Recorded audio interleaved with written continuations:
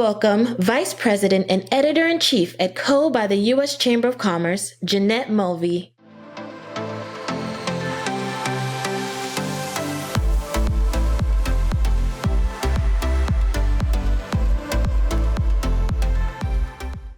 Hi everybody, how are you? Thank you for being here.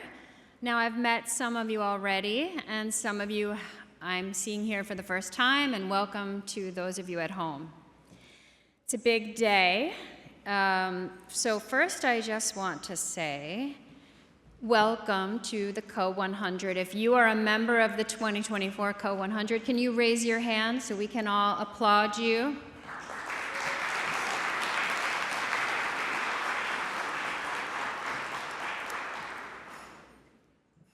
And welcome to the other small business owners who are here as well. We are just as happy to see you, and we are happy to have all of you at home watching. Those of you who saw me give a toast last night might not know that I never really know what I'm going to say when I get up here, and this is no different. I didn't really have a plan. And then last night I met several of you, and at 2 o'clock this morning, I said, I know exactly what I'm going to say. I'm going to talk about who I met. When we founded Co 5 years ago, and in the 5 years since, we have been asked many times, what does Co stand for? And we have many different answers, but the two words that come to mind most often are community and connection. And that is what today is about. We will be interviewing experts here on the stage, but you are all experts on how to run a small business. And I just wanted to mention a couple of people that I met last night that I hope you will seek out while you are meeting each other. One of them was Ethan West. I don't know if Ethan's here, but Ethan came from Hawaii. So Ethan's company makes baby food in Hawaii, and since he came so far, and he's with his dad, so I just wanted to say they'd be interesting to meet and connect with. We're Elise from Beehive Meals. I wanted to mention Elise because in meeting Elise, she said, I woke up one morning and I decided I needed to start a business. So I posted on Facebook, and that day I had $10,000 in sales. So I feel like you should hear Elise's story if you get the chance. And then I want you to find Kay Wells from Posy Pots, because Kay told me that she was shy and she doesn't look that shy actually, but she told me she wasn't meeting enough people at this event. And then in the ladies' room last night, she pulled a flower pot out of her pocketbook. So if you ask her today, she'll show you her flower. There it is. She's got it with her. All right. So I would like to see I hope you're connecting and you're making community while you're here. Now, I do want to thank our presenting sponsor, T-Mobile, and our supporting sponsors, Dell Technologies, Iron Mountain, FedEx, US Bank, Walmart Business, Oracle NetSuite, Ring Central, and Square. That's a lot of sponsors. Thank you all very much.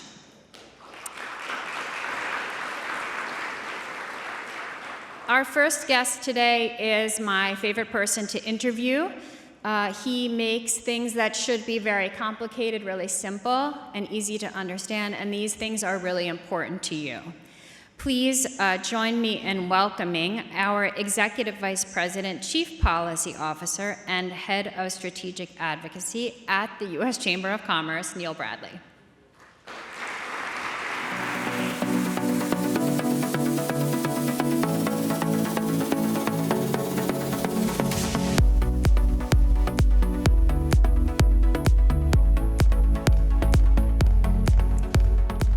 All right. I wanted to hear more stories about our Co 100. I really could have gone on for an hour. I met some amazing people. Incredible people. Yeah. Congratulations to all of you. Thank you. All right. So Neil, this is kind of our thing, right? It We is. do this maybe 4 times a year.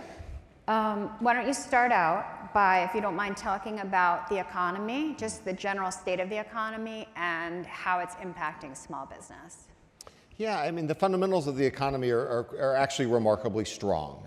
Obviously, we've had a big problem with inflation, and it's kind of unprecedented for most of us in our adult and professional lives, and certainly for new small business entrants. You got to go back almost 30, 40 years before we had the types of inflation that we've experienced the last several years, and so that's been a huge headwind.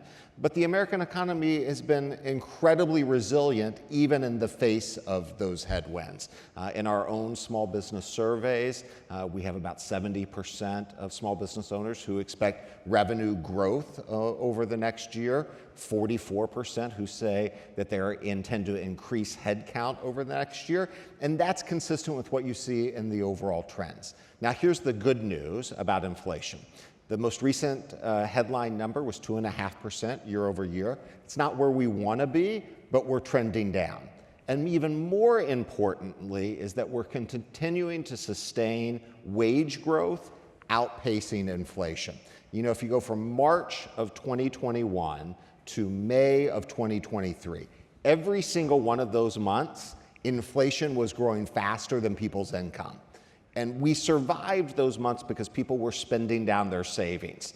Now, there's only so much you can do when you're spending down your savings. Since May of 23, for every single month, wages have outpaced inflation. And what that means is that the American consumer is becoming more resilient. It's going to take a little while. We're still not out of the woods yet, but we're on the right trajectory. I forgot to say that Neil will be taking questions. So as he's talking, if you have questions that relate to what he's saying, we'll come to them a little later. One of the things that you and I have talked about, actually, I'm sorry. Let's talk, there's a couple big deadlines looming this year. Let's start with that. What are these deadlines that small businesses need to know about that are coming soon? Yeah, perhaps the biggest one is December 31st of next year. And that is when most all of the tax changes and all of the tax changes that impact small businesses that were enacted in 2017 expire. So stroke of midnight, December 31st, 2025, unless Congress and the administration come to an agreement, we reset back to the tax code that we had prior to 2017. What does that mean if you're an S Corp or an LLC or a sole proprietorship? What that means is that your top marginal federal tax rate will go from 29.6% to 39%. So we're increasing it by more than a third overnight. That's obviously not sustainable, and it's something that Congress is going to have to address. There's a bevy of other tax provisions, if your business does R&D, for example, that have already expired, that will continue to get worse. If you're making capital investments in your business, some of those provisions continue to phase out. So in total, we have about a $4.5 trillion tax cliff that's going to hit. And this is going to be the top priority, certainly for the U.S. Chamber, but also for the folks that we elect in November come 2025. Another deadline that's coming is the deadline to file your beneficiary ownership information report. Beneficial ownership. Oh, sorry, report. Beneficial ownership. How many of you all have heard about this? Okay, that's good. That's a good start. We're going to have to do more. So this is a law that was passed by Congress in 2021. And essentially what it says is, if you are the owner of a business, and a business is essentially defined as an entity that you had to register with the state. So those of you who are LLCs or S corporations, you'll remember when you started your business, you filed paperwork with the state that you reside in to open your business. And what the law says is that by January 1st of this upcoming year, so the end of this calendar year, the owners of that business have to file a report with the federal government about who the beneficial owners are, meaning who has the right to proceeds from this. In short, what it basically means is that if you have equity in the business of 25% or more, or you're the CEO or you have direct authority over the business, you have to register with the federal government. Now, the stuff that you have to register is not terribly complicated. It's the name, your address, who else is a beneficial owner. But you do have to include things like a photocopy of your driver's license and your passport. And here's the deal. If you miss the deadline, there are penalties. And the most stringent penalties are if you are found to have willfully missed the deadline, it's something like $590 per day that you're late on filing. So you do not want to be late on filing this. If you've gotten this paperwork, make sure you go do it. If you don't know what I'm talking about, go to CO. CO has some great resources that walk you through, do I have to file? What do I need to file? Where do I go to file? You have to fill out a special form online, and they can help you through all of that. But don't miss it. Yeah, and we're going to be sending those articles out in a post-event email. I've found that accountants last year were not really talking about it. This year I've talked to 2 accountants who said, oh yeah, I'm filing those for my clients. So your accountant probably will do it for you if you need them to. There was a lot of hope that this would go away, and there was one court decision that made it go away for named plaintiffs in that court decision. But unless you're part of that group, it doesn't apply to you. And so you want to be rather safe than sorry. File the paperwork, be done with it, and that way you don't have to worry about it. It's just a one-time thing, right? Yes. Okay. And if you start a new business, you'll have to do it again, but yes, Right. in general. Small business lending, we're talking where interest rates have come down a little bit. Where are things with interest rates, and how is that impacting the ability to borrow money by small businesses? Yeah, so a lot of interest rates paid by business loans is really tied to the federal funds rate. And so this is the interest rate that the Federal Reserve controls. As you know, to beat inflation, they were ramping up pretty considerably and pretty quickly the federal funds rate. We just had our first cut of the loosening cycle. So it surprised some people. We had a 0.5 point cut in the interest rate. We do have 2 additional meetings. We expect 1/4 point cuts at a minimum kind of going forward, and we'll have some more cuts into next year. What importantly this means is that we're on the direction of travel of interest rates coming down.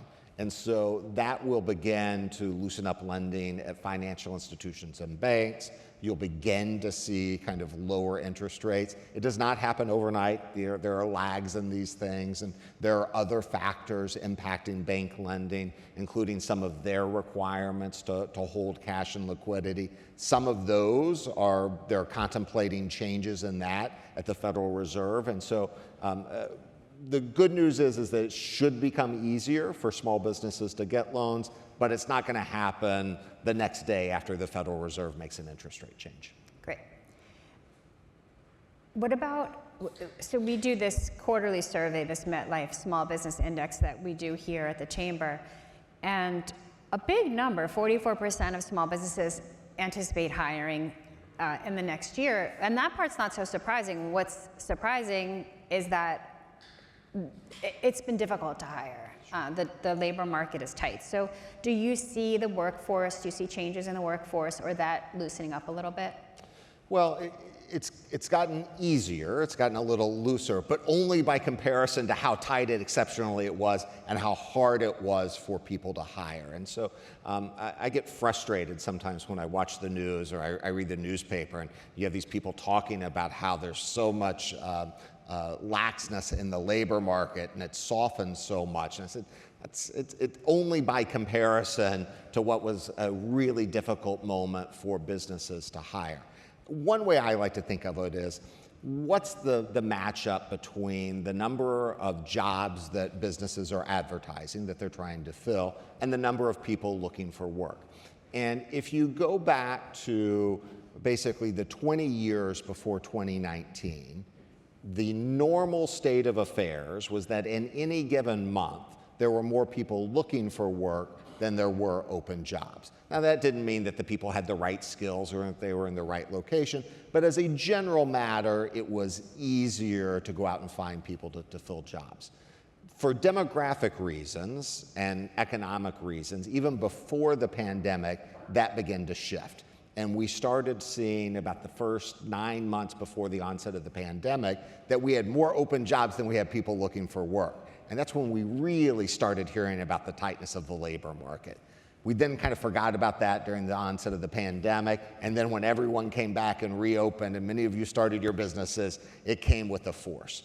Well, today, we still have more open jobs than we have people looking for work, and because of the demographics of the retirement of the baby boomers, that's likely to continue. And so while the labor market is easing, and it may be a little bit easier to hire than it was a year or 2 years ago, I'm afraid this is probably a little bit of the new normal, and it's going to be with us for a while. As long as we have a good and strong economy, we're going to have a really tight labor market. A tight labor market often means that businesses are looking for creative solutions on how to staff. And what I call 1099, but contract employees that are not full-time, but are issued a 1099 at the end of the year, is a solution for a lot of business models. Completely. There are some regulations around 1099 employees that are changing, and I find it very confusing because they're different. The regulations versus the tax laws are different. Can you just give us a summary of the 1099 situation? Yeah, and it is complicated, and it varies from state to state, because in some instances, states have adopted. But in general, there's a big debate going on about whether or not it should be harder to classify someone as a 1099 contract employee, and if instead employers should be forced to recognize them as a W-2 employee of your firm. And we had a set of regulations on the books that basically were fairly easy to follow. And what they said was, if the individual has some control over when they work or when they don't work, and whether they work at all, and if they have the opportunity to have upside gain or the potential for losses, particularly losses like that there's work not coming in, then you could fairly characterize them from the federal point of view as an independent contractor. In January, the Department of Labor issued new rules that replaced that kind of two-part test with this six-part totality of factors test that includes whether or not there's a reasonableness standard and whether or not the employer exerts any control. Control, by the way, can be defined as you just require the people who come into your business to abide by your safety guidelines or your guidelines that you have that go above and beyond whatever is required by government.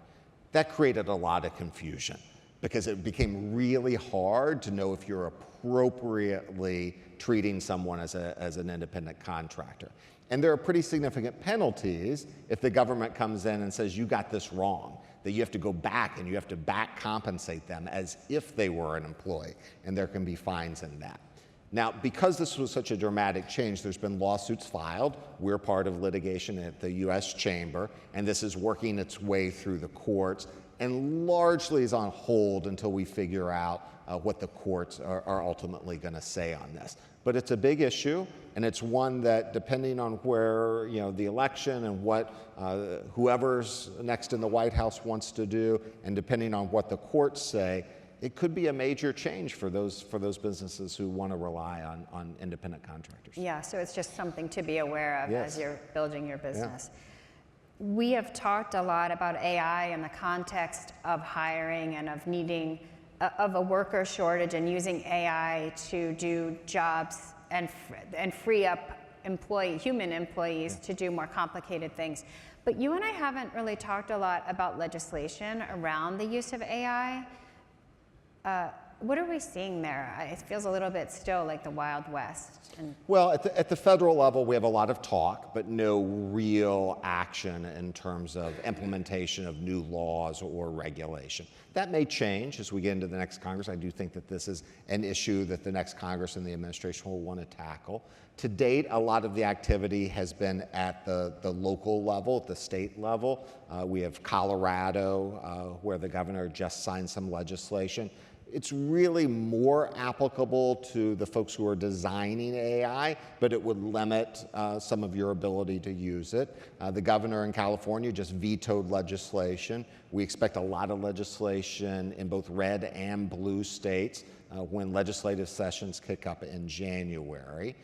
We're especially concerned that some of the proposals sound really nice, I guess, if you're on the campaign trail, but practically are just impossible. We've been fighting back, for example, on some of these ideas that consumers ought to be able to opt out of AI, so that if you're managing your consumer contacts or your customer databases, or let's say you're offering quotes for services to folks and you're using AI as part of the background to determine that your customer ought to be able to raise their hand and say, no, I want you to do it in a way that doesn't use AI, as if you're operating 2 marketing systems, 2 customer contact management systems, 2 sales service pricing systems. And we just know that's practically not true, but you can imagine how that resonates on the campaign trail when people say, I just want to opt out, freedom. And it turns out that the freedom that they're promising means the government directly telling you how you operate your business. So speaking of the campaign trail. There's an election? Yeah. No, I'm pretty sure no. I thought we were skipping that this year. Sadly, no. Tell us, just what are we what are we just hoping for? Not who do we hope will win, but what are we looking for in terms of just what we think will make for a good outcome generally for business? Well, yeah, listen, I'll leave it to each of you as individuals and business leaders what you think the kind of the best outcome in terms of candidates are. That's not for us to opine on. But what I will say is, and this is what we're really focused on at the U.S. Chamber, is no matter who wins, this is going to be an election that is reflective of the fact that as a nation, we're pretty closely divided politically. It doesn't necessarily feel that way often in our hometowns or in our states. We've kind of sorted ourselves out. But nationally, we're pretty evenly divided. And so no one's going to win in a landslide at the presidential level. Whichever party controls the House and the Senate, I bet I can count the size of their majority. If not on one hand, I guarantee you it'll only take me 2 hands. And in that type of divided moment, what we really need is Republicans and Democrats figuring out where they can come together and solve some of these problems. They got to solve that tax cliff that they talked about. They got to figure out how to get AI regulation right. We got to do something on legal immigration and workforce issues. And those things are only going to be done on a bipartisan basis. Interestingly, when we surveyed small business owners in the last quarter, 3 and 4, so 75%, said it was more important for whomever gets elected to focus on finding common ground so that we can start getting stuff done in government again than fighting based on whatever principle they brought to the table. I think we're kind of done with the, let's go to the ramparts and all fight each other. Let's get to the point where we can find some ways to find some common ground and start to solve some of these problems. You really saved me from, I really didn't ask that question well, so thank you for saving me and answering it well. I would like to give you guys a chance to ask Neil some questions. If anyone has any questions, you can raise your hand, and we have, I think, mic runners on both sides. Does anyone have any questions for Neil? No? They figured out I wasn't going to say who was going to win the election, so then it stopped being fun. I see someone way in the back there.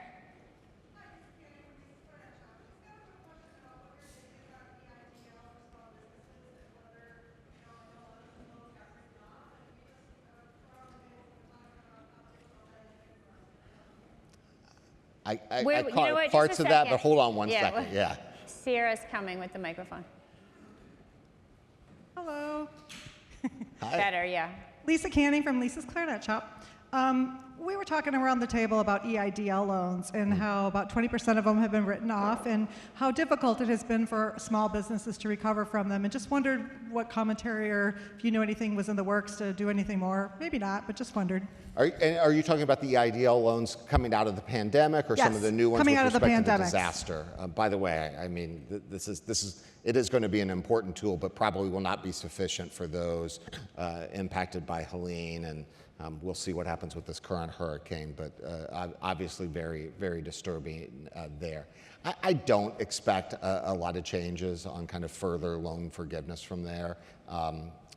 There's a bit of a growing skepticism on the part of policymakers to kind of revisit the terms of some of these loans. So I don't expect a lot of changes there. I have. Hi, Kelvin Green. So first, thank you for your presentation. And when you talked about, the job market where there's more jobs than there's people, right? And we do know that AI is coming and it's going to take over more of those roles, right? Okay, that's going to reduce the need for more people in the workforce. Now, you mentioned guardrails. What is your thoughts on the impact to the economy when you put those guardrails on AI and you stunt our capabilities and our abilities to automate those roles so that we can take those places and the impact it will have in terms of global markets where they're not doing those same things? Yeah, no question AI is going to lead to dislocation. The things that people do today as their job will be different than the things that they will do in 5 years or 10 years. And that's just been true of all kinds of technological disruptions, right? And so, the advent of the ATM machine, I don't know when the last time I walked into a bank and spoke to a teller was, right? And I don't even go to ATMs anymore. Now I just do it all on my phone. And so, but all of those technological advances, when we can easily identify who's being disrupted, what we don't often see is all the things that are created in other places on the backside that are new opportunities. And so from a public policy standpoint, what I hope we're focused on is making sure that people whose jobs are disrupted have an opportunity to get skills and opportunities in the new jobs that are being created.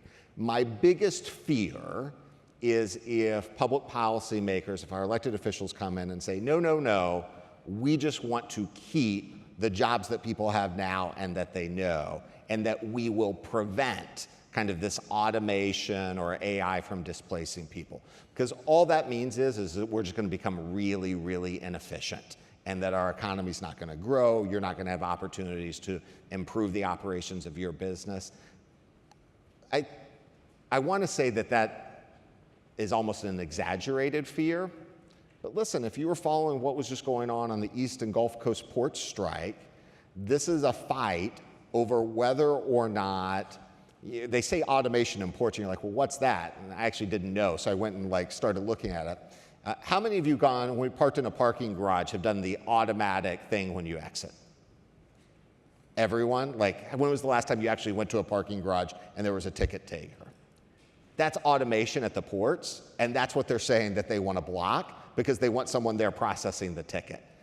All that does is make those ports really inefficient and actually raises the prices for everyone who's trying to get stuff in or get stuff out of those ports. And so I'd like to say policymakers won't do that, but man, if this debate over the last couple of weeks should be a stark warning to all of us. One more. Yeah, we have time for one more. Go ahead. I'll speak really loudly. With that same question in mind, if you were talking to an 18-year-old, a 22-year-old, a 25-year-old, what industries would you tell them to move towards? I'm thinking of the graduate in plastics. Yes. What is your I have a word for you, plastics. Yeah, you hear commentators saying that this disruption is really going to be towards the knowledge economy. And so to the extent that you are creative or you're a writer, that there's going to be displacement there. Or, we told everyone for the last 20 years, you got to go become a computer programmer. And then it turns out that AI is a pretty good computer programmer. All of which makes me a little bit reluctant to say plastics or go into the hard skills. Listen, I think what my advice to an 18 or 19-year-old is worry more about going to a place where you have some passion and where you're going to want to continue to learn. Because the truth is whatever it is, the job that you're doing, it's going to be affected by these changes in technology. And if you have zero passion for learning how to adapt and learning how to improve in that, you're going to be pretty miserable. Not to mention miserable because you have no passion for your work. But whatever it is, if you have passion for it and a willingness to learn, you'll end up okay. That's the great thing about this stuff. We don't know how it's going to turn out. The only thing we can say with certainty is that if we said anything with certainty, it would be wrong. I think that's all we have time for, but I never imagined that you would be saying, follow your passion. So thank you for believe that. That's what all these people did. I know. So thank you. Thank you.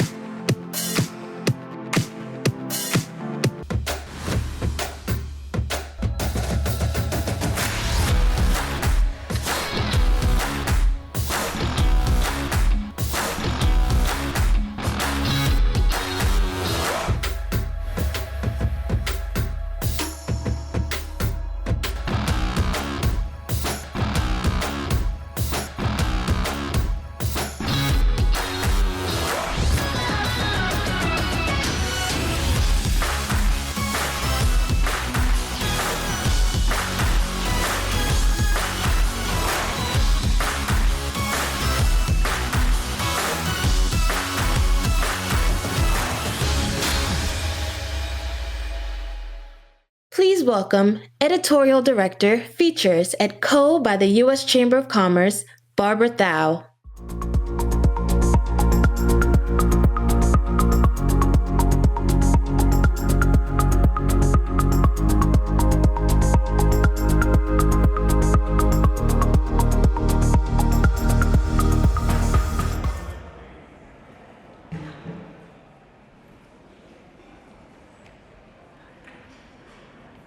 Nick. Here's Nick Marsh, everybody, from Chopt.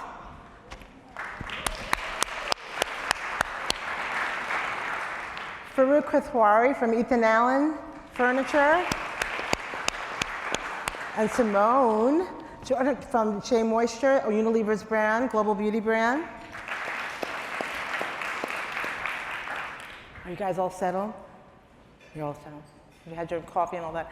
So I have to say, if you're looking for proven strategies to grow your business, you've come to the right place. We're so lucky to have three of the most essentially successful businesses in their respective industries: Ethan Allen Furniture, Farouk Kathwari, Nick Marsh from Chopt, and then Simone Jordan from SheaMoisture, Unilever's global beauty brand. So these businesses have accomplished three really important things that all of you in the audience and the winners reflect in your success: endurance, proven innovation, profitable innovation, as well as they've amassed fiercely loyal customer base. So pretty impressive. And they're here to share actionable insights for growth that you all can take from, and they're taking audience questions afterwards, so please have some questions for them. And welcome, all of you. Thank you so much for being here. So I am going to start with my old friend, not old, but old, because we've known each other a long time. Look at him, he's upset with me now. Farouk Kathwari, CEO of Ethan Allen. So endurance, 92-year-old business, $792 million furniture retailer. And what's interesting is that in Ethan Allen's 92-year history, there's been two CEOs, and Farouk Kathwari is one of them, which is craziness. So you've weathered tumultuous change in the home furnishings industry, a tough climate. We've seen the rise of online shopping and the demise of longtime legacy retailers. Why am I setting it up that way? How have you endured and sustained business in the face of when the Levitzes to the Bed Bath & Beyonds of the world have not survived? Well, first of all, it's a great pleasure to be here. Yes, I've had the pleasure of being with Ethan Allen most of my life, and sort of heading it now for almost 40 years. I started when I was 10 years old.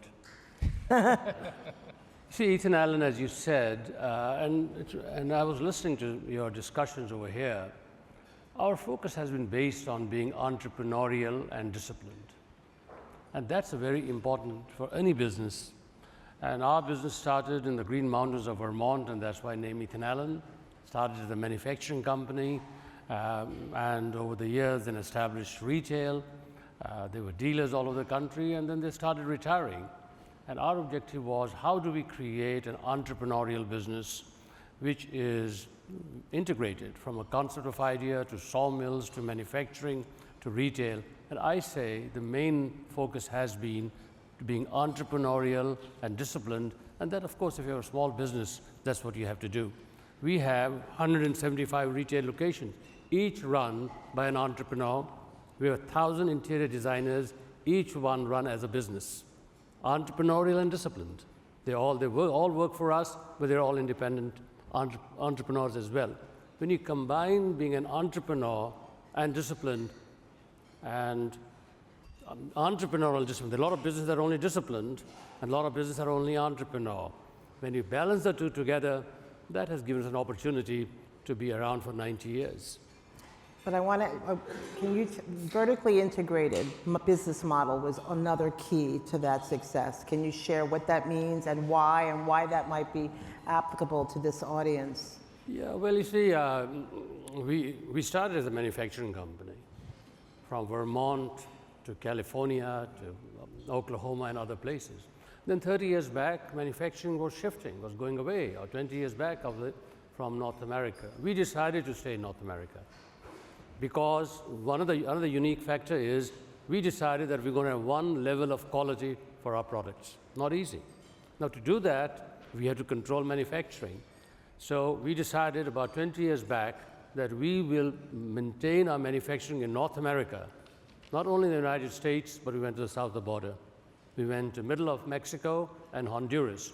Today, 75% of our products are made in North America, and 75% are custom when you place an order. Not easy. That's very much different than our industry. When you create that kind of a structure, that kind of an organization that's entrepreneurial, disciplined, vertically integrated, we deliver our products all over North America at one delivered price to your home, whether you're living in Portland, Oregon, or you're living in Texas. Not easy. When you create all those kinds of things, that gives you an opportunity to survive and stay in business. And you control your brand equity and pass that on to the consumer. I'm going to come along to Miss Simone over there. She is looking over there. So just quickly about SheaMoisture, Unilever's multi-million-dollar, multicultural hair care brand that's ubiquitous in the beauty aisles of the biggest retailers and in my home, too. But it started out, like so many of you in the audience, a small business, right? Your founder, in 1991, company founder Richard Dennis started selling hair care products from New York City, my hometown, made by his grandmother, right, from Sierra Leone in West Africa.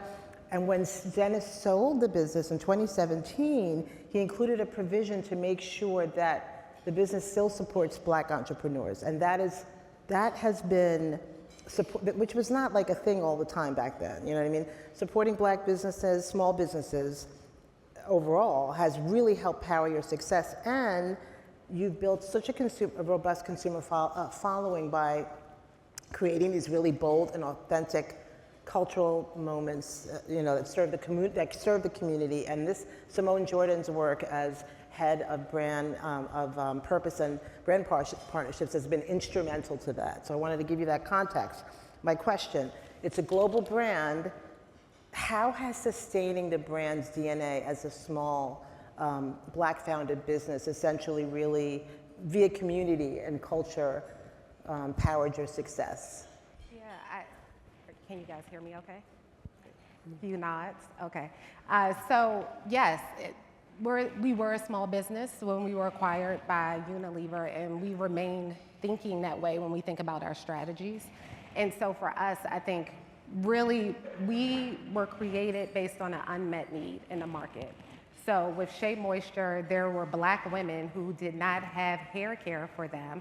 And if they had it, it was limited to an aisle, to a beauty supply. But when they went into mass retail, they did not see anything specifically for their hair needs. So we were that. We responded to that.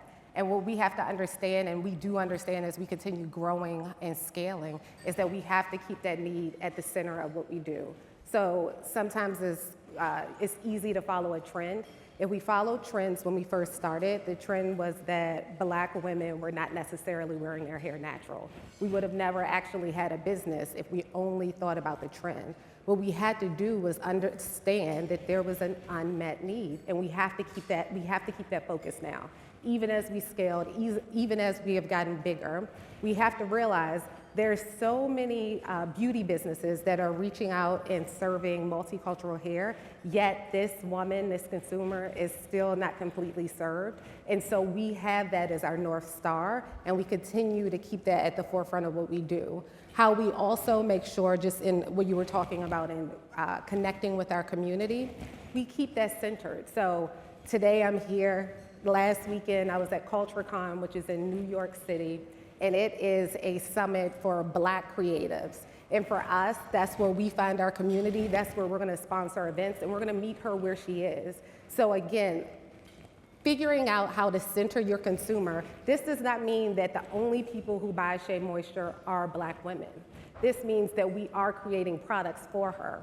And what we have done, even as we've gone into Unilever, and again, hopefully a lot of people are familiar with Unilever here, but Unilever, we're in a company of Vaseline, we're in a company of Dove, we're in a company of these big billion-dollar businesses, and us as a multi-million-dollar business, we are still holding on to our Grandma Sophie's recipes. We're still doing things that are true to our consumer, and Unilever is allowing us to do that. So as a small business, if you are in the audience and you're envisioning, acquisition as an exit for yourself, it is very, very important for you to remember how you started and to hold on to that as you go into the business. And for Unilever and for SheaMoisture, it's important to keep my role centered, which is I keep the history. I was there when the business was a family-owned business. I am still here to be Black leadership and center that consumer in what we do. And that's how we've remained successful in still serving this consumer today. Being in with the community, like literally there. I went to one of your events. You are literally with the community, like Yes. It's real. Yes. Yeah, it's not. We're going to move on to Chopt. Chopt Creative Salad Company, a disruptor in the restaurant business. So when Chopt opened in my hometown in New York City in 2001, right?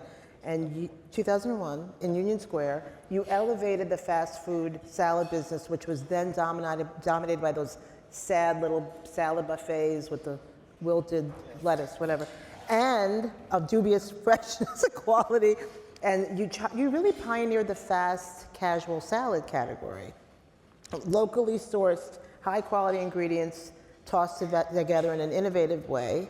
Now you're a $200 million company, and you were named among the top businesses in the it's a lot. So what's proven to have been critical to scaling a profitable business? Thank you for the question. So first, I just want to say I can't believe that there have only been 2 CEOs of and I'm just for getting 50 started. years. I can only hope they could keep me around for a little bit longer. That's unbelievably impressive. So how do we scale? It's interesting when I think about small businesses and the question of scaling and how you get bigger, and bigger always seems to be set out as the ultimate goal. And so the first thing I would start my answer with, and I think is really important to remember, is when I think about scaling and think about growth, you can only scale something if it's great, right? It's much easier to scale something that the consumer loves and that the people who work for you have passion around than it is to scale something that's mediocre. All the components of scaling, that's the disciplines and the administrative components and the systems and processes, they can be layered in over time, but it's got to start great. And I think an advantage that everybody here has as small business owners and founders is that no one really sets the bar for great like the founders. And certainly a part of the Chopt story, which now a part of a company called Founders Table, where Tony Schuer and Colin McCabe, the founders of Chopt in 2001, still play an instrumental role in the company, is to maintain that standard. And from there, growing and scaling and figuring out how you're going to compete, I think always comes back to, people have different words for differentiation or competitive advantage. My attempt at a colorful description of that is when you go to sleep at night, like what's the thing that you're the most proud of that your company does? Like, why do you think you're better? And relying on that as sort of the North Star as you scale is critical. For Chopt, it's in our name, right? Like we enjoy being chopped creative salad company. And the thing that makes everybody on our team sort of the most excited and the most proud is that we try to come up with stuff that people wouldn't expect, right? And sometimes it is, we do that in a few different ways, right? Right now we do a bunch of partnerships with different people. We have a partnership going with Jimmy Johnson, who's a famous NASCAR driver. And which is maybe not where every salad company would go for their partnerships. And people ask me, why is a NASCAR driver, promoting Chopt? And for two reasons. One, we kind of think it's creative and interesting. And two, he happens to love Chopt and he eats at our Park Road location all the time. But we're willing to just kind of make a little bit of a move that others wouldn't make. When it comes to our food, that's certainly where we try to express our creativity the most. Right now, and we do that again sort of with partnerships. Like that's a big part of certainly the marketing world right now. Who do you align yourselves with? We're doing it right now in restaurants. We have a Ultimate Hummus and Harissa Bowl. We're partnered with New York Shook and Ithaca Hummus, and we have their founders come and have a dinner with our founders, and we tell our stories and how they interweave, and the product quality is so critical to everybody.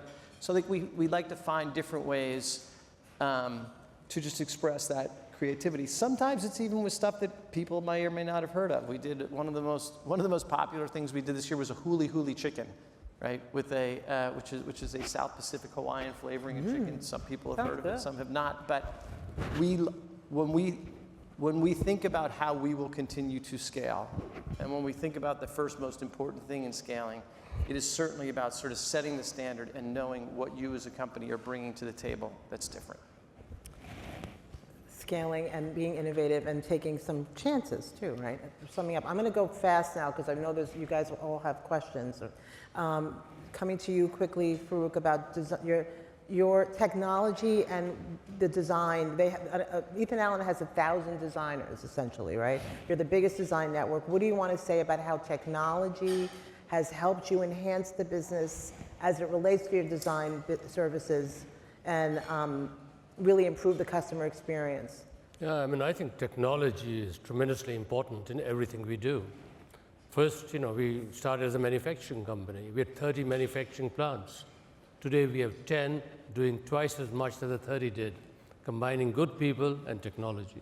Our retail, 10 years back, we had 3,000 interior designers. Today, 1,000 doing more than the 3,000 did, combining good professionals with a lot of technology. I mean, today it's amazing how the ability for an interior designer working with consumers virtually and creating design has turned our business around. We used to spend lots of time drawing designs. Today, they can virtually do all kinds, and consumers sitting in their home, coming into our design centers. So technology, but combined with good people. When you combine the two together, whether it's manufacturing, whether it's retail, that is what has made it possible for us to continue. We're a public company too. Not easy to be a public company and stay only on one business, because Wall Street wants you to buy other companies, grow for the sake of growth. Not easy, but we've been profitable, fortunately, so they stay away. Now, but keeping a business model that's entrepreneurial, disciplined, combined technology in everything we do, that's what makes it happen. Ms. Simone, what do you want to say about scaling, or what, you have the dominant market share in multicultural hair, and you're also a disruptor. Anything you want to say about that kind of growth, and what could be a teachable moment or teachable insight or stuff from that? And then we're going to go to the questions.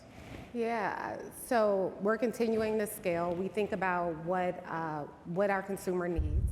And again, right now we just launched a bond repair collection. And so with it, it was an opportunity for us to look at, we understand that with our consumer, she's doing protective styles. She's doing things where she's really wanting to show her versatility. She's wanting to do different things with her hair. So for us, we said, let's look at bond repair. We know that this has been popular in the market, but it hasn't necessarily been for a type 4C, for a consumer like ours. So we innovated in that space. So again, we can look at things that are in the mass market for all consumers, but what we understand is it's probably, no matter how great it is, and I think everyone in here who has used a bond repair system, knows that it's amazing, but it wasn't necessarily helping the consumer that we are targeting. So we understood her need. We decided to create our innovation based on something that was popular, but wasn't necessarily helping our consumer. And what has happened to support scaling is that not only did it support people with textured 4C hair, but people who had color-treated hair, people who had hair that was denser than those that, you know, the general market was making products for. So again, we kept her centered, we kept our consumer centered, but understanding that because of her hair, because of the moisture it needs, we were able to serve so many other consumers. So I would say that's the growing moment for you as a small business. You keep your customer in mind, and others may also be able to be served by them, but always keep focused on who you served and why you started. Okay, that's a great answer. Let's turn this to questions from the audience. Over here. This one here. Oh.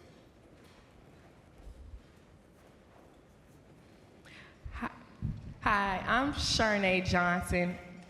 Okay, still go next. I'm Sharnae Johnson with In the Beginning Incubator in Richmond, Virginia. And I have a serious question. What is the best shampoo and conditioner for your girlies with locks? I'll take that one. Do you want to answer that? Who are you asking that question to? Just being for real, I need to know.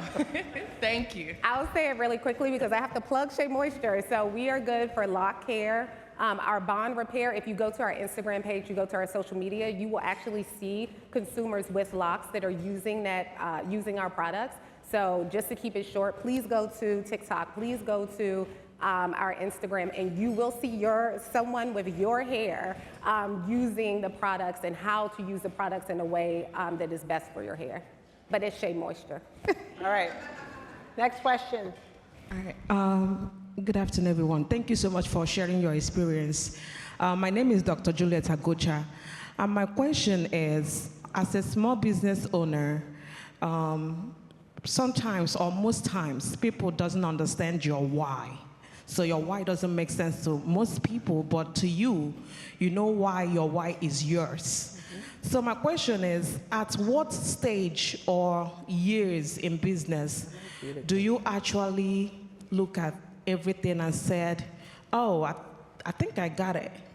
Because I feel like when you start business as a small business owner, so many people doubt you. And that doubt sometimes could start kind of getting to your mind, and then your mind start doubting your own capabilities. So at what stage do you really feel that you have made the right decision to be an entrepreneur, to open your own business, and to just be an awesome person? I'm going to have the founder on this stage. Yeah. Talk about that. Founder? So that's a tricky question. Here's where my mind goes on that. If it's a good idea, everyone will doubt you at the beginning, right? Think about, we started selling salads as an entree in 2001. Right. Like that, it wasn't a thing. A salad was what you also got with your meal, right? And so there were years of that doubt. What I would be looking for if I were you, though, is, are you adjacent to something that actually is a big market, right? Or are you somewhere, can you see how you can move people from one type of purchasing behavior over to your why, right? Because Chopt actually solved a whole bunch of things for people. They didn't think about salad as an entree, but man, they wanted to eat a little bit healthier, right? And they didn't want to give up flavor, so dressings that had a lot of flavor really worked, right? And there were a whole host of people out there, we started out, right, who needed to come for lunch, and they needed to eat somewhere for lunch. So there were ways into bigger markets, even though the idea itself didn't really resonate to people in the first place. So I think you got to have the passion, you got to believe, you got to know what you're selling, but you got to see where those customers are coming from over time. That's a great answer. Thank you. Hello, my name is Jody. I'm CEO of the Brand Development Group. We're in a scaling phase. I'm sure many of us are in the room, so I have a very specific question around scaling. there's a cycle that I call almost the entrepreneurial cycle of death, where you want to get more clients. To get clients, you need to have staff to get those clients and maintain them. To get staff, you need to have money to pay the staff. And it's a cycle that happens when we go through scaling. So for example, my company, we're getting a lot of new clients in, which has been great. Now we need to hire people in the whole 9 yards. Specifically, how did you scale? Did you get funding? Did you take out loans or go for grants to help with hiring new staff, or like what this was like the specific? I understand having the motivation and the goals and stuff like that, but now we're actually looking at the strategy for scaling, and is it a good idea to do the whole loans and the like to increase staff? So if you can speak a little bit on your specific strategy when you said, you know what, we need to invest in our company and this is the way we need to do it because we know we have good ideas, we see the growth, and how do we now take it to the next level? Yeah, I'll just start to say, yes, you're going to need capital. And we know that that's very hard for a lot of businesses to receive, but for us to scale before we were acquired, to even have the interest of a Unilever to look at us, we had to get funding. And so I would say that is very, very important. It's one of the things as SheaMoisture, when we are supporting Black small-owned businesses, we understand that. We understand the need for capital. We also know that women, Black women founders, Black women who are starting businesses don't necessarily get it at the same rate. So we do undiluted grants and funds and loans. So we do a lot of things on our end. The same for New Voices, which is the group that came out of SheaMoisture's acquisition. So I would recommend for those in the room, definitely look at New Voices as a business that is supporting small businesses in their scaling. There's also lots of others that are specifically, I'm looking at you, I'm talking directly to you as a Black founder, but there are a lot of organizations that have created opportunities to give you loans, but not with the high interest rates that typically come with it, or needing the things that you would need and probably don't have access to. Any other tips on scaling? Farouk? Well, you know, it depends at what level one is doing it. And I had an opportunity, Ethan Allen was a public company, and then we had an opportunity of taking it private. And I was younger, foolish, with 90% debt, with interest rates up to 18%. You know, a lot of people thought it was foolish, but anyway, we had to work very hard. We made it, and then we decided to go public. People didn't believe in us because, you know, we had a lot of debt. However, we did convince. You have to convince people. You have to sell yourself. People are not going to invest in you if they don't believe that you have a confidence, that your ability to. I had to convince Wall Street to give debt and to relieve my 18% interest. Some people said, forget it. This company is not even a going concern because with so much of debt. So you've got to have confidence. You've got to be able to sell. But first you've got to believe in it yourself. If you do that, things do happen. I think that's a good note to leave things on. Thank you so much to all of you. What a pleasure, what a gift to have you here. Yeah. Simone, Farouk, and Nick. Thank you. Please thank them. Thank you. Taking care of business is hard when you're busy taking care of your network. So simplify connectivity and unlock what's next with Connected Workplace, our fully managed business internet solution on an unmatched 5G network. Scale across all your locations with a customizable solution and 24/7 support. Now you can go from maintaining your network to innovating with it. This is connectivity made easy. This is Connected Workplace from T-Mobile for Business. Please welcome Vice President and Editor-in-Chief at the U.S. Chamber of Commerce, Kristen Del Guzzi.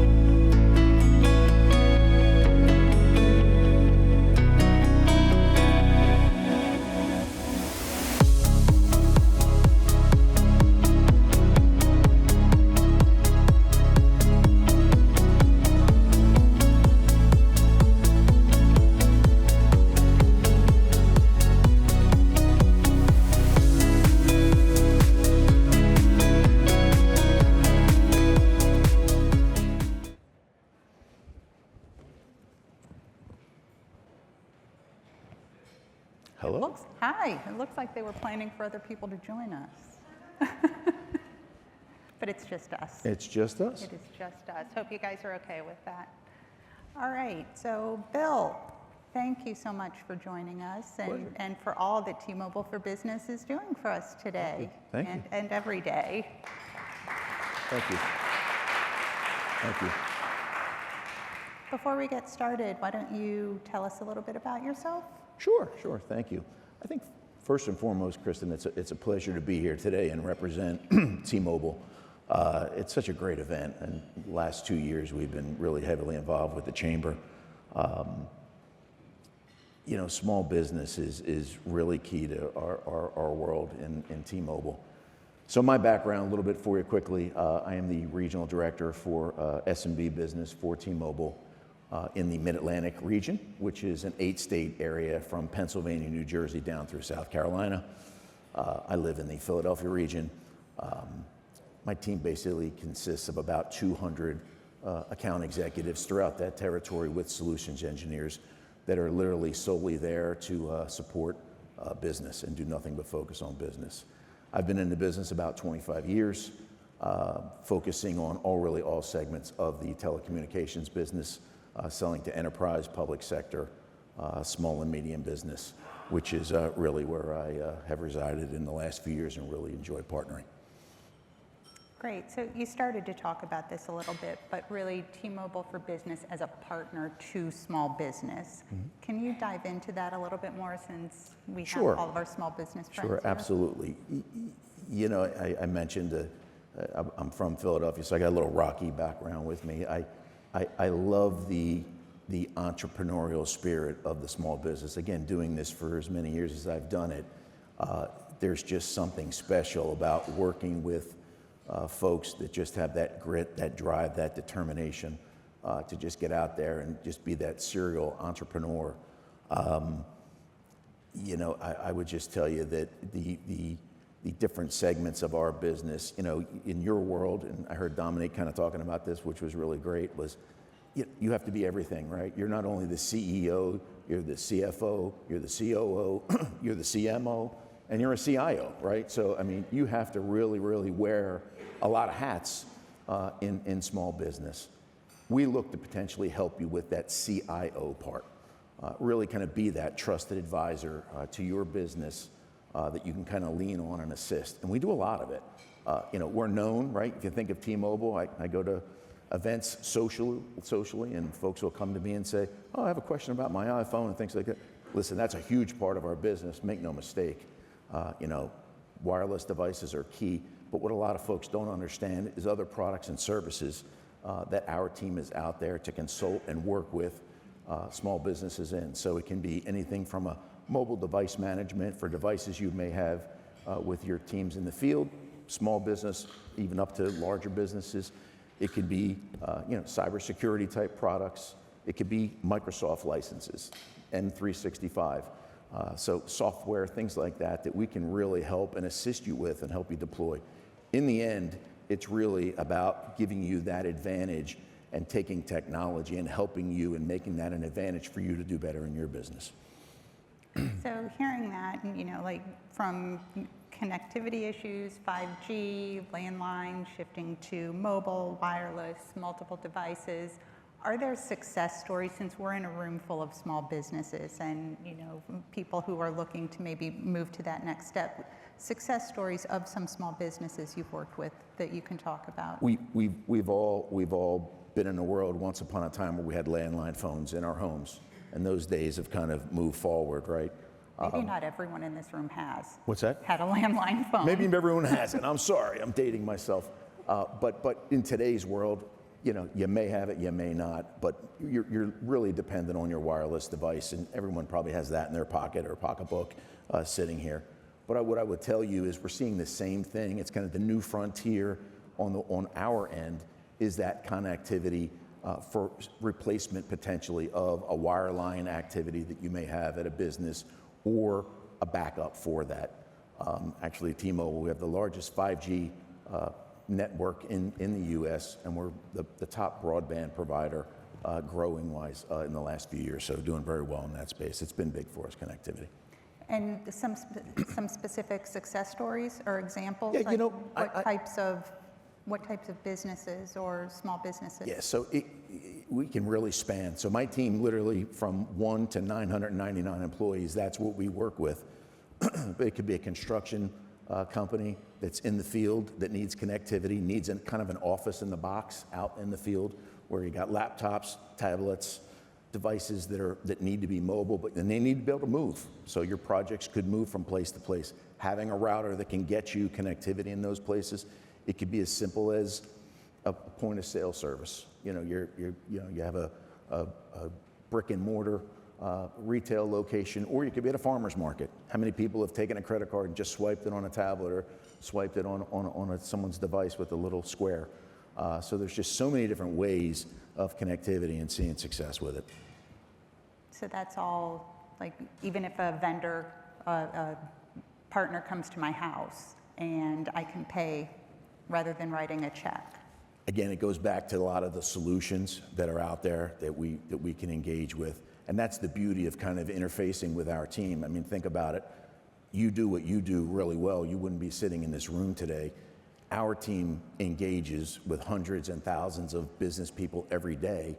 So they have a lot of experience of having that kind of conversation with you to say, you know, we use, you know, your competitor uses this, you know, here's a good best practice. I was sitting with folks last night, love the energy, love the spirit of just wanting to know more. All of you are like that sponge, right? That you're trying to get as much information. And again, that's what's going to make you successful, whether you want to have a small business and just keep it as a small business, or you want to grow it and make it a large business. So what's next for T-Mobile, for business, for this space? What should we, all of us, be looking at? What are the next innovations? You know, I again, 25 plus years in this business, and when I first started, it was a 23-ounce weapon, I used to call it, because the thing was so heavy. You know, today's business world, you know, our continued growth in 5G. We're continuing to expand our 5G specifically into rural markets. The other piece I would discuss would probably be partnerships. We've just recently engaged in a partnership with Elon Musk and SpaceX, where connectivity from satellite. So you're going to be at a point at some stage where your device will be able to have connectivity without a wireless network in place. It's actually happening right now today. FCC just approved part of this partnership to allow some connectivity in North Carolina right now. We all know what's going on in some different parts from Hurricane Helene. So devices are actually having that kind of connectivity right now with some messaging. It's the beginnings of it, but in time, I think you're going to see where you'll be able to go to a mountaintop or the middle of an ocean, and you'll be able to have connectivity on your device. That is it's inspiring. It's important for right now and for moving forward. Thank you for sharing that, like breaking news with us. Breaking news, yeah, you can see it. Right here. It looks like we are out of time. I'm sure we would love to hear from you more. You'll be around if anyone has questions or wants to follow up. Truly a pleasure. Bill, thank you again for all you're doing for us, and thank you. Yep, thanks.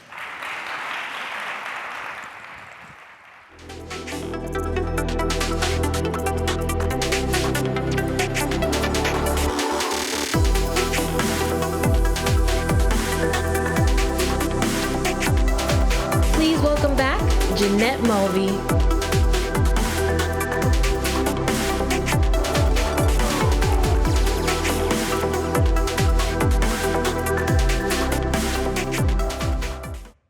My guests are not behind me, so I'm going to tell you guys that this is a moment to stand up if you want. Just stretch if you need to. Just let's take a 10-second break if you need to just move your body for a minute.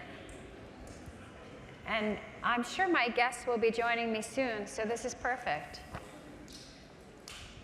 There they are. All right. Why don't you guys have a seat? Go ahead, you sit down.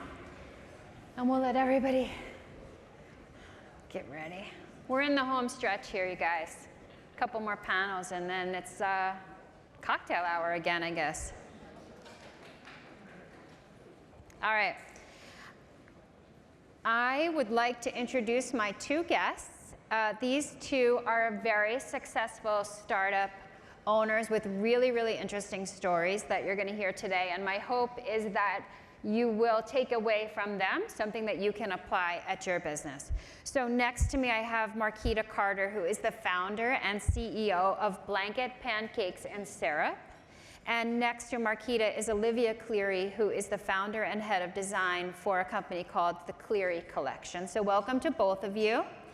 I'm going to first let them explain to you what they do. They both have really interesting companies. So Marquita, why don't you go first? Tell us what you do and why it's such a big deal. Wow, well, you know, I am the founder and owner of Blanket Pancakes and Syrup. Blanket Pancakes and Syrup, honestly, it started out of a necessity for me. And just to give you a little bit of background before I introduce that we sell delicious, all-natural, clean and simple pancakes and mixes and syrups. I started Blanket Pancakes and Syrup out of necessity for me, my family, and we ended up pretty much having other people taste it, and that's actually how we got started. They tasted it, they said, hey, this is honestly something that can relate to my family as well, and we want to, you know, see how we can get it. So we started off with farmers markets, and then we began to go national, and it honestly was, you know, where we started from there. So, but what does go national mean? I mean, explain what that means. Well, you know, right now we're in major retailers. We started, like I said before, from my family to, you know. Name some names. Like, what stores are you in? Costco's, Walmart. Right, you know. Different places like the big ones. Yeah, okay. Great. So it's a big deal. I'm trying to get her to tell you it's a big deal. She started making pancakes in her kitchen, and now they're selling them at Costco and Walmart. So that's a big deal.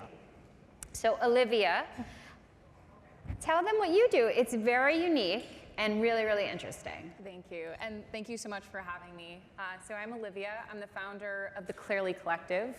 This is a design agency that focuses on taking the very essence of a brand and translating this into a visual narrative that can be applied to any surface. So what does this look like and why do we do it? I'll give an example of a past project I've done. So I work with a lot of luxury brands like McLaren, Ritz-Carlton, the US Olympics, and for this certain group of people, when you can afford multiple McLarens, which I cannot relate to, how do you gift someone something, right? And the value suddenly transfers from monetary value to something that the gift can give you in terms of feelings of nostalgia, senses of pride, community. And my design style takes something like McLaren, turns it into a silk scarf or a car wrap for these individuals to have. Now, this is a part of my business in the same style. I have my own D2C side where I create high-end collegiate silk scarves as well as high-end destination silk scarves, and just the basis of it all is communities, representing them through art and design on luxury surfaces. And your background was, you were an architect? Yes, I went to UVA architecture school, so there's a lot of architectural themes through all of my designs, but we've gone through there. Yeah. Yep. So just in case you didn't really understand what Olivia was saying, she makes these beautiful designs. So companies want to gift to their customers something that represents their brand. But they have very sophisticated, tell me if I'm getting this right, they have very sophisticated customers, so they can't do the standard merch that a t-shirt or whatever. So they come to you and you design with your architectural background and eye, you design these beautiful designs that interpret their brands. And then they put them on very high quality products, like these beautiful silk scarves. I mean, Olivia's going to Italy to source the best silk for these scarves. So she's meeting this very unusual need for these very high-end products that are branded for companies. Did I get that right? Yes, and the most important part is that none of these have logos, and the idea is that the art transcends logos and speaks more towards the values of the brand. So, you know, we're not putting the US Chamber of Commerce on a scarf, we're putting what about this amazing group of people resonates with us on the scarf. Yeah, so, I love that. Okay, great. So Marquita, your company, we've just said you started out making pancakes in your kitchen, and then you were personally with your husband handing out samples in Costco, and now you're nationwide. You did all of this without outside funding. Oh, yes. So I think that's something that a lot of people in this room are going to relate to, because we hear about startups that get all this funding, and that's great, but that's not so easy for everyone to do. So can you talk about how you did this without funding? Well, we basically started, we started locally, and we really pushed our brand word of mouth. And as we began to scale, we began to think more about, okay, where do we want to go? Where are we trying to go? If we're trying to go national, we know that there's certain things that we have to do to have in place to get there. Funding was something that we did not have. So we had to literally kind of start at the back. We wrote it down. This is where we want to be. Where do we want to go? Let's start at the front. What tools do we have to get there? So we had to look at everything that we had, and what we had was, right now we have community support. We're building our brand, not just with capital, but we're building our brand on different tools like social media. So we're building our brand that way. We're building word of mouth. We're keeping traction that way. And the biggest thing, and the biggest part that we used the most was our website. So e-commerce was a huge, huge, huge part of our strategy. We started with e-commerce, as well as, you know, pushing our brand in national retail, but we knew that, okay, without the capital, without having the investors just yet, what can we do? Well, like I said before, we started from there. We used the e-commerce, we used social media, and while we were doing that, we worked on the back end. That's something you can do for free. We began to work on our foundation. That's building, I give it an example, the structure of our business, behind the scenes, something customers can't see. So that when we do get that investor, when we did find the proper, you know, investor that we felt could relate to our scale, we would be able to walk right into the door. So building our departments before departments came, you know, building our process. As we began to learn what we were doing, we focused on our process before we had to actually push out our process. This is things that we took necessary steps behind the scenes so that when we got the investor and the capital, which eventually we did, we were ready. So that was pretty much how we started off to get started without capital. You had to really prove yourself first. Yes. Yeah. Olivia, you talked about that your designs capture the essence of the brands in a way that allows them not to put logos. I mean, I think we're calling this quiet luxury, right? Yep. Yeah. So to do that, though, you need to really understand the essence of their brands, and they are your customers. So this is, everyone here has customers. It doesn't matter what they sell, they have customers. And in order to serve those customers well, they have to really understand them. So you are demonstrating the deepest understanding of your customers because you have to understand them, then translate it into a design, and then that reflects back to them and their customers the essence of the brand. So how are you serving your customers? How are you getting this deep understanding of who they are and what they need? This is the longest question I've ever asked. How? But it's such a good question. When I get to the end, you're going to say, that was such a good question. How are you understanding really, really what your customers need and who they are so that you can be good at what you do? That's a great question. Thanks. It took me a really long time, but thank you. To answer your question, I actually feel like I pull a strategy that I learned when I was an architect, which is when you have a client meeting with someone that you're trying to build their personal home, you are learning everything about from their height and the way that they grip the countertop, whatever that height is, to the way that their morning routine is and the way you need to put the fridge in the kitchen and the coffee maker. So whenever we would do site visits back in my corporate days, we're really digging into what is the lifestyle of this person, what means the most to them, and also what do they find beautiful. So today, when I do the equivalent of a site visit for a project, I'll use the Ritz-Carlton, for example, we go to the site and we talk to every single person, from the client relations to the head of the pastry chef, and the front desk, what means the most to the experience of every individual that comes through these doors, and how can we exemplify that through a visual narrative, through my artistic style. So there's very much an immersion of the brand book, all of that surface level stuff, but actually experiencing that for myself and being able to translate that. And one of my favorite things to do is put in these little like Easter eggs. And I was doing this compound in Lake Como, and there was this big olive tree that was on the side of the property. And when the parents were renovating the house, it was this total headache of getting around this olive tree, but it was really important to keep this olive tree. So when I finished the scarf and I gave it to the parents and I had that olive tree on there, it's like that moment, that small storytelling that's a part of this like beautiful estate that they had, that actually made this scarf sing so much more than the beautiful architecture. And so it's really experiencing and talking and learning firsthand from every customer, how can we represent their story in a beautiful and meaningful way. I love that idea of storytelling, because no matter what business you're in, ultimately you're telling your customers a story about who you are and what you can do for them. So, I mean, this isn't really on my list of questions for you, but I think it's a good question for you. You're telling a story too, right? Your business is telling a story to your customers of what your product is and what it does for them. So how do you think about that? Well, going back to why we started it, you know, when we started Blanket, right, like I said before, it was a necessity for my family, and we so happened to find that more people resonated with our brand because it was a need for them as well.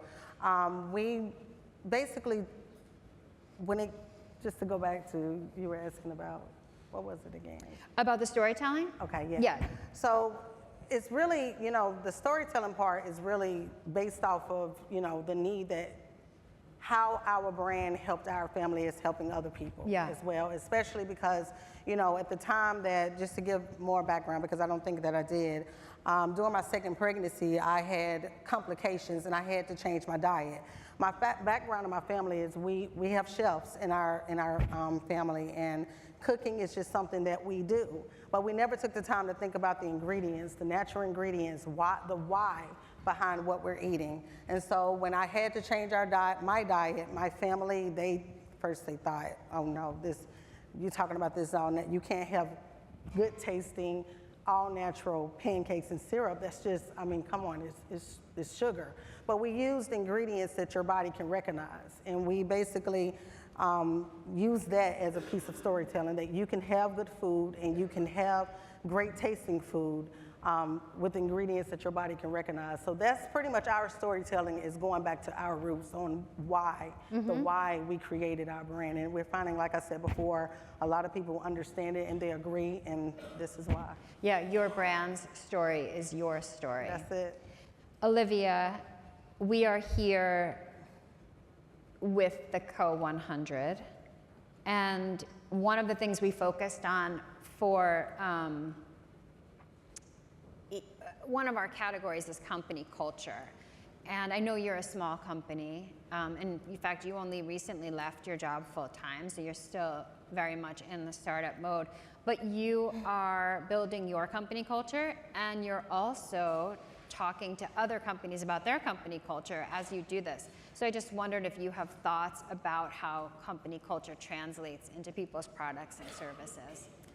I think that's a really interesting question. Also because I've had the pleasure of working from companies from hospitality to tech to like cloud services and cars. So I am immersed in a lot of different cultures and in different ways that companies like to portray what they've built. But what it always comes down to is, what are they most proud of? It's the humanizing aspects of a company. This was our first building. It's some gross little shack on the side of the road, but we came from here, and that's what's really important to us.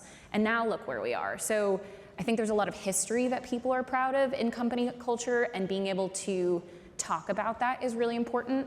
As an example of company culture, I was doing a project for Cartier, and on Fifth Ave, there's the beautiful Cartier mansion, and part of the company culture is so much education about the history. And that mansion was purchased with 2 strings of pearls. That was it. And everyone knows this when you come in the doors. And so this was a detail that we added in some of their gifting. And it speaks to this company culture of history and pride. And so every single company has their own type of pride and history and values. And it's been really amazing to witness and learn about. Yeah, I like this. I just feel like I could envision every single business owner, no matter what business they're in, thinking about like, if we were designing a scarf, like what would be our little symbol that we would include? Because if you thought about that, it would tell you a lot about what makes your business different and why your customers love your business.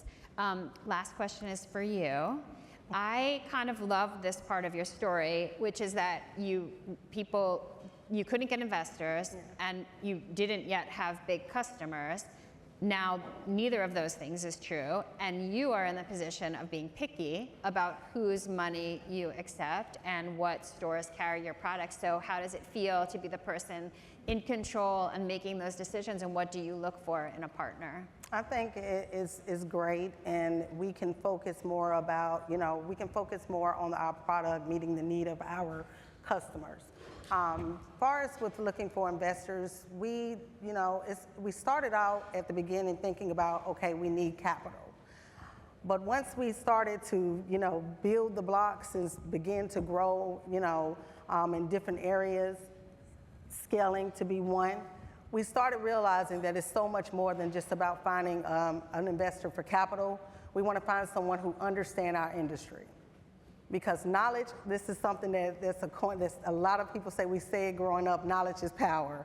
It is so important. Honestly, knowledge of the industry that you're investing in can be something that saves you thousands of dollars. So that's one of the things that we look for when we're looking for an investor is industry knowledge. Do you understand the industry? Do you understand, number one, our brand, what we're trying to do, with our brand? And just really, where do you see us growing? Where do you see our brand growing and things of that sort? So we asked a couple of questions to make sure that this is a good fit for us. Yeah. So it's not just about their money, it's also about what they have to offer. Definitely. In terms of advice and experience. Definitely, because it's a partnership. Yeah, it's a partnership. Well, I thank you both. I think this was a great interview, and thank you all. Thank you. We're going to go this way.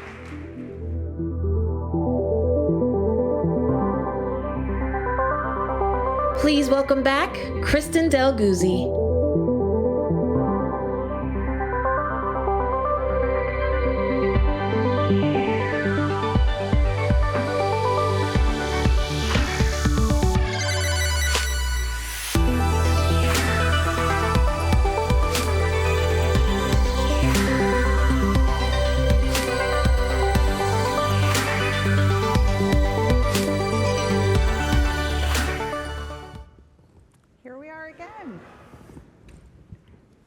Winding down. So welcome to the stage. Would you like to introduce yourself, Sandeep, and tell us a little about you? Yeah, so I'm the head of AI product management at Iron Mountain. So I've been in the technology industry over 2 decades. So my specialization is how do I leverage the power of artificial intelligence and make businesses more efficient. 2 great topics, AI and more efficient business. So we've done this before with AI and small businesses. Maybe some of you have heard me ask this at previous iterations. So before we continue our conversation with Sandeep, I want to ask you, how many of you, just a quick show of hands, use AI right now in your small businesses? My gosh, some of you were very quick and aggressive about raising your hands. That is great, not surprising. We've done some studies here at the Chamber that show really the majority of small businesses are using AI in some way in their business. So well done, all of you. Sandeep, I'm sure this is not a surprise. Why don't you talk about, and actually real quick, when you and I have talked, you've mentioned that you see AI as being an evolution for the masses, a way to give power back to small businesses. We love that, right? What do you mean by that? Yeah, so when I say evolution, I really mean by, it's democratizing technology. And what I mean by that is giving more power back to you, businesses of all kinds, especially, I mean, it's like the latest evolution is very exciting because it is empowering small businesses.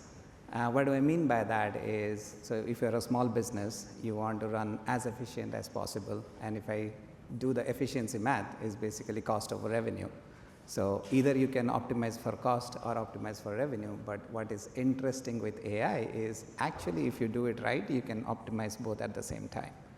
So take for example, right, you can run predictive analysis, dynamic pricing, process automation, right? So those are some of the areas that I want to highlight where you can truly empower your business to scale and almost scale at the level of large scale businesses.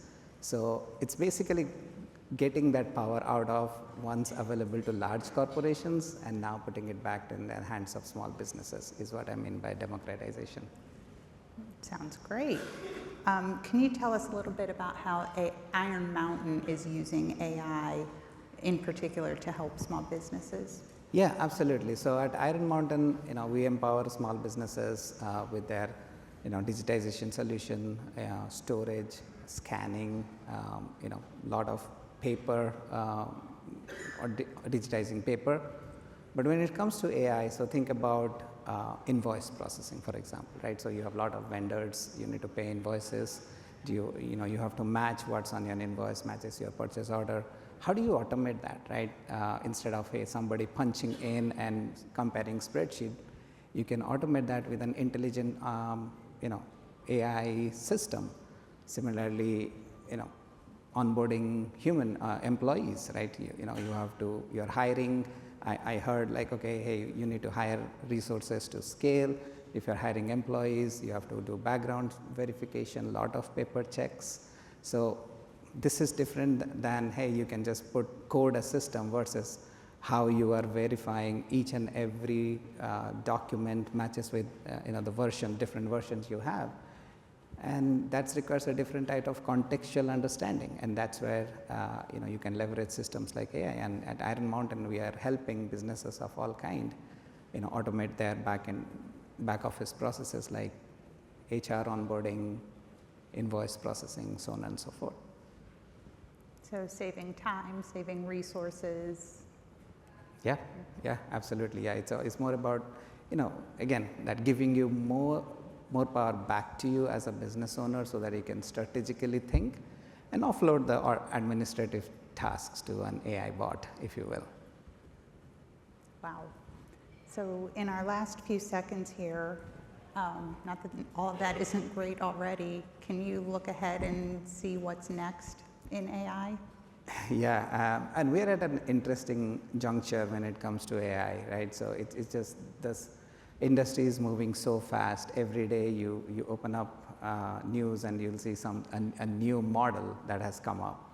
So the way I see this, the evolution is going about. So if you think about different specializations in the business, you'll see more and more AI systems specializing in specific tasks. And how do you orchestrate your business with people? You might see that an evolution that orchestrating that with AI, and the industry call is the agentic AI framework. So you'll see AI agents. If you are a Marvel superhero fan, it'll probably resonate with you. Like, okay, the future is where we might see agentic AI framework automating business workflows. Okay, so looking for Marvel-like applications in our real lives and in our businesses. Sandeep, thank you so much for joining us today and for your insights on how AI can help small businesses. Thank you, it's a pleasure. Thank you, all of you.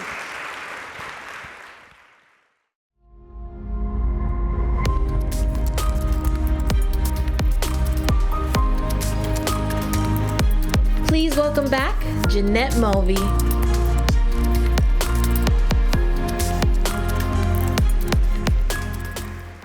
All right.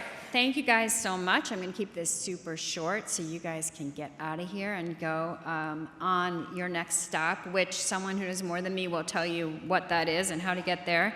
I just want to say thank you. This was such a great day. Thank you to our guests. Thank you to our sponsors, who I am going to name again. So our presenting sponsor is T-Mobile, and our supporting sponsors are Dell Technologies, Iron Mountain, FedEx, US Bank, Walmart Business, Oracle NetSuite, RingCentral, and Square. But mostly I thank you, the Co100, for coming here. It was so great to meet you all. I will see you again later on. And thank you to our audience at home. So thanks so much.